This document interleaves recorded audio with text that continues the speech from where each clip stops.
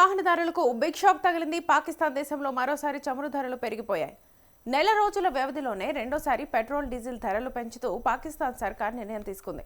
42.7% పెరుగుదలతో litre petrol ధర 458 పాకిస్తానీ రూపాయలకు చేరుకుంది.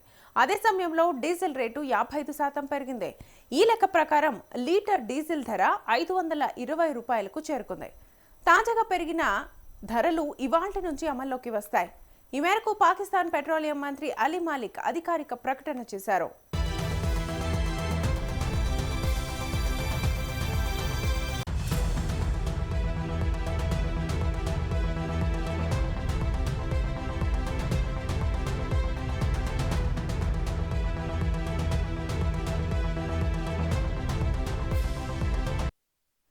ఇరాన్ వర్సెస్ ఇజ్రాయెల్, అమెరికా దేశాల మధ్య యుద్ధం నెలకొన్న నేపథ్యంలో అంతర్జాతీయంగా చమురు కొరత నెలకొంది.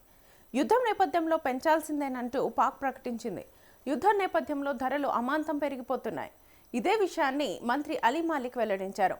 యుద్ధం కారణంగా అంతర్జాతీయ మార్కెట్ ధరలు అదుపు తప్పాయని వెల్లడించారు. దీంతో ధరలు పెంచక తప్పదని ఆయన కుండ బద్దలు కొట్టినట్లుగా చెప్పారు. అయితే ధరలు పెరుగుతున్న నేపథ్యంలో సామాన్యులకు కొంత ఊరట ఇచ్చేందుకు కొన్ని సబ్సిడీలను కూడా ప్రకటించింది పాకిస్తాన్ ప్రభుత్వం. చిన్న రైతులు, పబ్లిక్ ట్రాన్స్పోర్ట్ వాహనాలకు ప్రత్యేక రాయితీలు ఇవ్వనున్నట్లుగా తెలిపింది.